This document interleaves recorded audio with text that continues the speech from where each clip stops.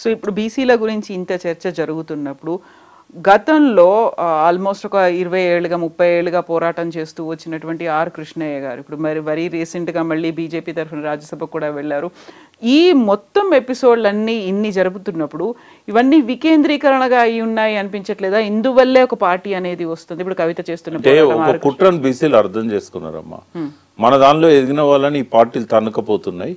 తన్నుకుపోసి వాళ్ళ మోచేతి కింద నీళ్లు తాగే వాళ్ళలాగా ఆ పార్టీలలో పెట్టుకుంటున్నారు. వాళ్ళకి ఎన్నడూ ముఖ్యమైన బాధ్యతలు ఇయ్యరు. ఏదో పనికి మాలనే పడేస్తూ ఉంటారు, చైర్మన్లో ఇంకోటో. కాబట్టి ఇంకెంత కాలం.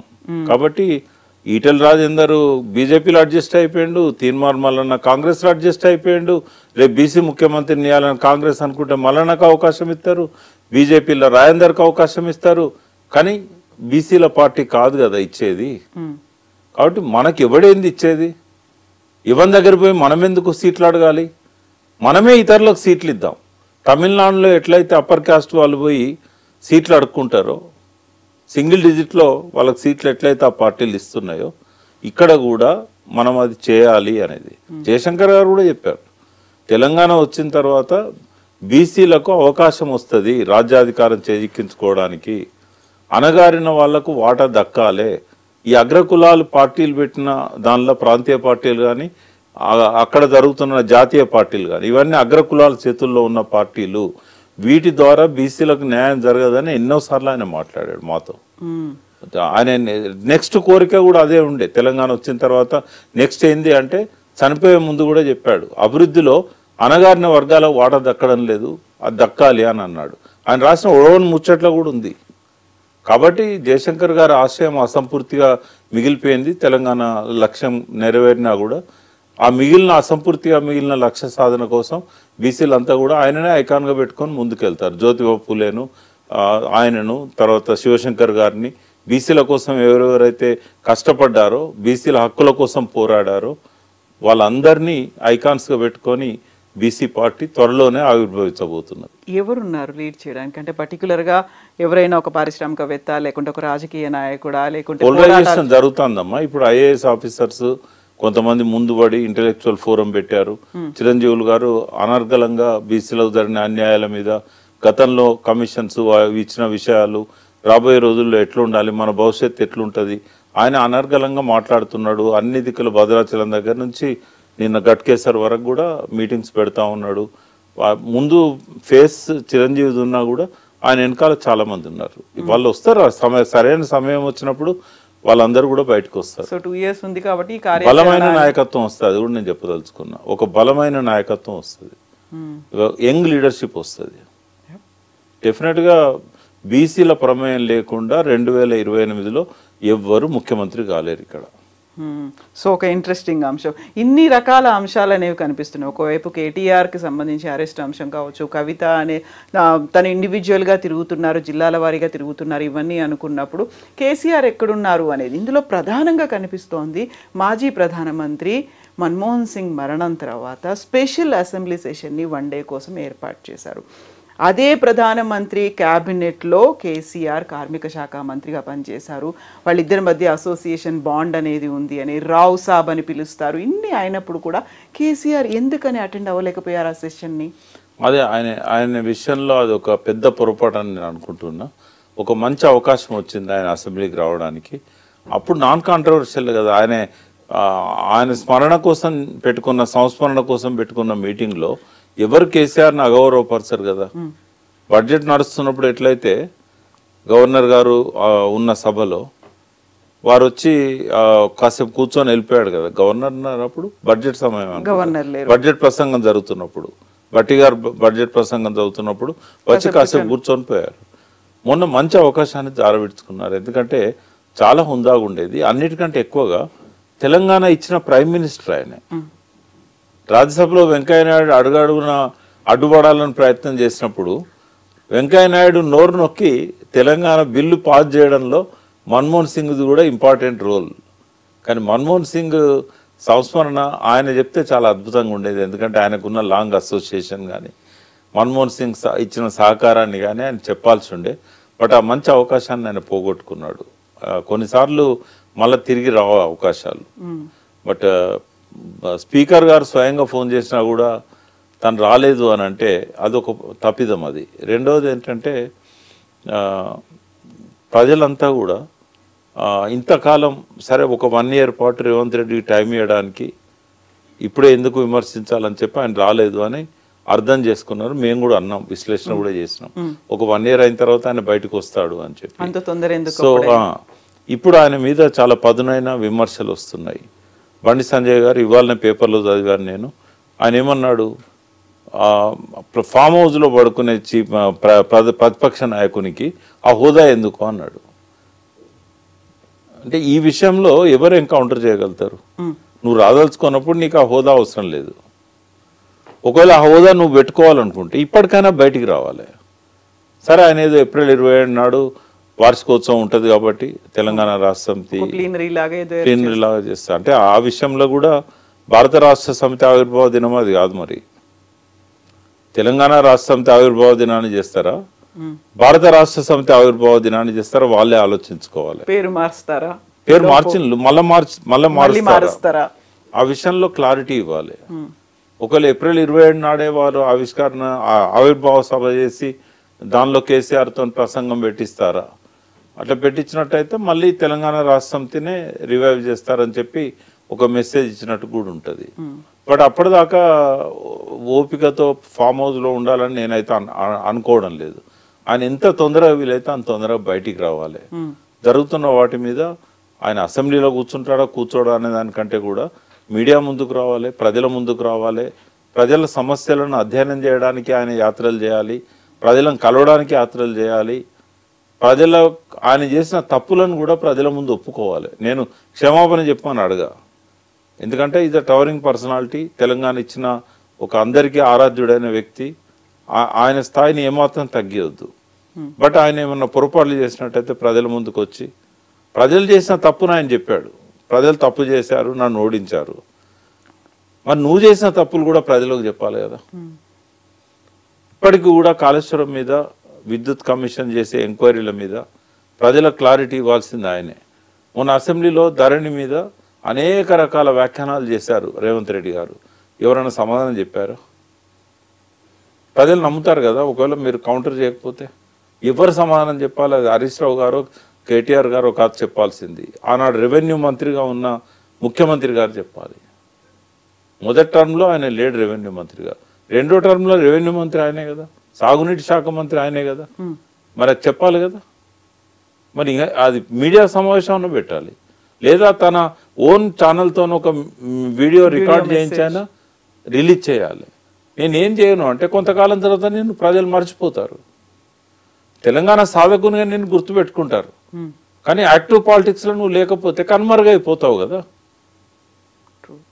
పార్టీ క్యాడర్లో కూడా ఉంది అది. చాలామంది అంటే ఇదివరకు నేను సన్నిహితుని ఉన్నాను కాబట్టి చెప్పుకుంటారు, మీరన్నా చెప్పొచ్చు కదా అని. నేనేం చెప్పినా మీడియా ద్వారానే చెప్పదలుచుకున్నాను, ఎందుకంటే నాకు కూడా అక్కడ అవకాశం లేదు, ఎంట్రీ లేదా అసలు.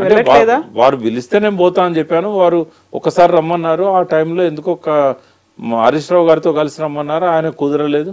మళ్ళీ నన్ను ఎప్పుడు వాళ్ళు పిలవలేదు. పిలిస్తే నేను మాట్లాడతాను. ఆయన ఇంకోటి ఏంటంటే ఆయనకు సలహా ఎవరు ఇవ్వాల్సిన అవసరం లేదు, ఆయన ఆలోచించగలుగుతాడు. కానీ కమ్యూనికేషన్ ప్రాబ్లం ఇక్కడ. కింద ఏం జరుగుతుందో ఆయన దాకా పోవడం లేదు. ఎవరన్నా మీడియాలో మాట్లాడితేనే కింద ఇట్లున్నది అనేది ఆయనకు తెలిసే పరిస్థితి ఉన్నది. ఆయన చుట్టూన్న వాళ్ళని మార్చుకోకుండా సక్సెస్ అవుతాడని నేనైతే అనుకోవట్లేదమ్మా. ఆయన ఫెయిల్ కావడానికి ఒక మంచి విమర్శకులు, క్రిటిక్స్ తన పక్కన ఉండాలి. ఎంత గొప్ప వ్యక్తి అయినా తను కరెక్ట్గా ముందుకు పోవాలనుకుంటే ఒక క్రిటిక్ ఉండాలి, బలమైన క్రిటిక్ తన పక్కన ఉండాలి. నువ్వు చేసేది తప్పేమో అని చెప్పి అనుమానం వ్యక్తం చేసే వ్యక్తి ఉండాలి. అందరు నోర్లు మూసుకొని ఆయన చెప్పిందే ఎస్ బాస్ అనే విధంగా ఉన్నట్టయితే కొంతమందికి లోపల ఇక్కడ దాకా ఉన్నా కూడా బయటికి రాదు మాట. రకరకాల కారణాల వల్ల ఆ మాట గొంతు లోపలనే ఆగిపోతుంది. మరి ఆ గొంతులో నుంచి బయటికి వచ్చి చెప్పగలిగే వ్యక్తి నీకు పక్కన ఉంటే కదా నీకు ఉపయోగపడేది, ఇవన్నీ తెలిసేది. తర్వాత ఇంటెలిజెన్స్ అక్కడున్న 10 ఏళ్ళు వాళ్ళని నమ్ముకున్నాడు ఆయనే. వాళ్ళు కూడా ఒక స్టేజ్లో చెప్పకుండా అయిపోయినారు. ఏమన్నా అంటే మనల్ని తిరుగుతాడు, ఎందుకు మనకు అవసరమా అని చెప్పి.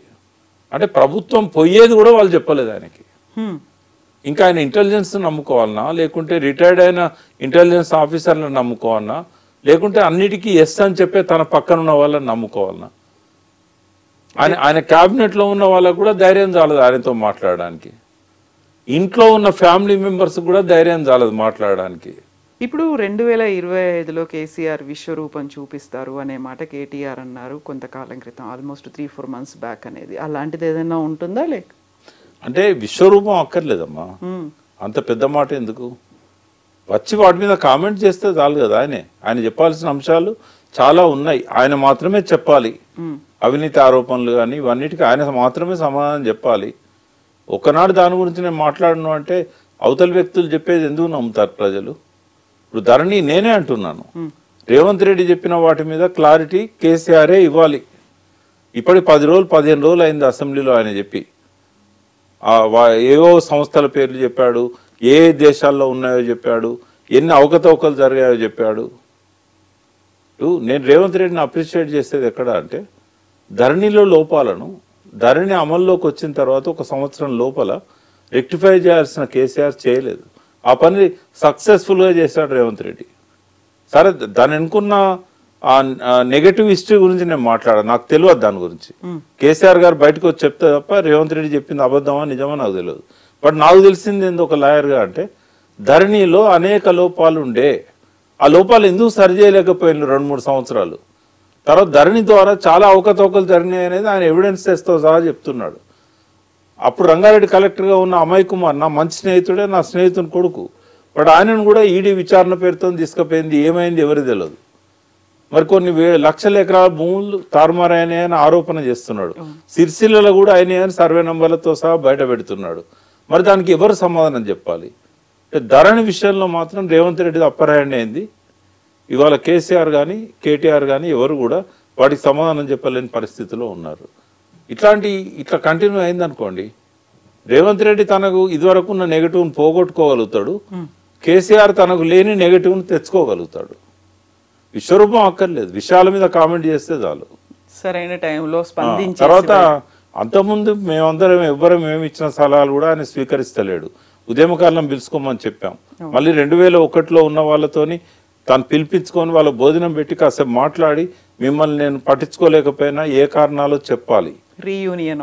కొంతమంది అన్నట్టుగా నేనేం క్షమాపణలు చెప్పమనా, నేను మిమ్మల్ని ఈ కారణం వల్ల నేను దగ్గర తీయలేకపోయినా, ఒకవేళ అది నా పొరపాటు అయితే మళ్ళీ నేను రిపీట్ చేయను. ఏం పరాయి వాళ్ళ తెలంగాణ ఉద్యమకారులు లేకుండానే ముఖ్యమంత్రి అయిందా? ఈ విషయాల మీద ఆయన క్లారిటీ ఇవ్వాలి. ఎప్పుడో ఒకసారి తప్పదు.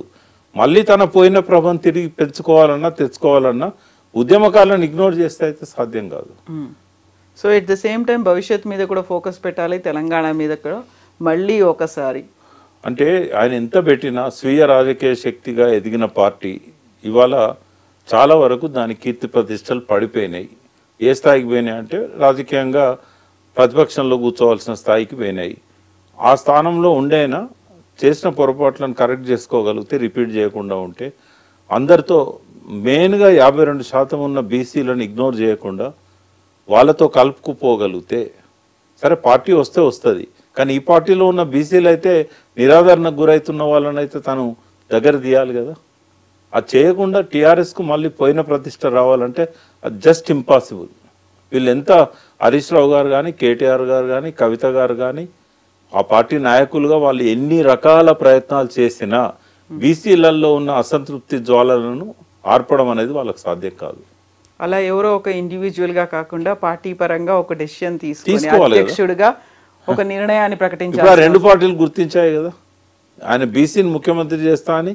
ఇప్పుడు రాజేందర్ను ఆ పార్టీ అధ్యక్షుడిగా చేయాలనే ఆలోచనలో వాళ్ళు ఉన్నారు. బీసీలు అంతా ఎక్కువ భాగం వాళ్ళతో ఉన్నారు అనేది వాళ్ళ ఫీలింగ్. అది లేదు, మేము కూడా బీసీల పక్షమే అని చెప్పి కులగణనకి వాళ్ళ ఏకసభ్య అది డెడికేటెడ్ కమిషన్ వేసి ఇంటింటికి సర్వే చేయించి ఆ సర్వే అనాలిసిస్ ఇప్పుడు నడుస్తూ ఉన్నది. అందులో రేవంత్ రెడ్డి ముందున్నాడు, బీజేపీ చేయని పని నేను చేస్తున్నాను అని.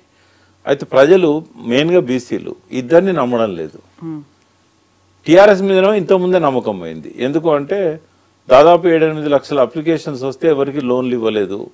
స్కాలర్షిప్స్ కూడా, ఓవర్సీస్ స్కాలర్షిప్స్ కూడా అంతంత మాత్రం ఇచ్చారు. బీసీలను వాళ్ళకి ఇస్తానని ప్రామిస్ చేసిన ఎన్నికల ప్రణాళికలో పెట్టిన బడ్జెట్ను కూడా ఏటా 5,000 కోట్లు ఇస్తామన్నారు. అంటే దాదాపు 50,000 కోట్లు బీసీలకు పెట్టాల్సి ఉండే, ఏది జరగలేదు. మరి మళ్ళీ వస్తే మాత్రం చేస్తారు అని గ్యారెంటీ ఏంది? కాబట్టి ఇటువంటి సమయంలోనే ఈ మూడు రాజకీయ పార్టీలను కూడా బీసీలు నమ్మడం లేదు. నేను వాళ్ళ ప్రతినిధిగా చెప్తున్నాను. సో ఆ వాక్యూమ్ ఉంది, దాన్ని ఫిల్ చేయడానికే మనమే ఒక పార్టీగా ఎదుగుదాము. ఇక ఆపలేరమ్మ ఎవరు, ఎందుకంటే ఈ మూడు ఫెయిల్ అయినాయి. ఈ మూడు ఫెయిల్ అయిన తర్వాత, ఎందుకంటే బండి సంజయ్ నుంచి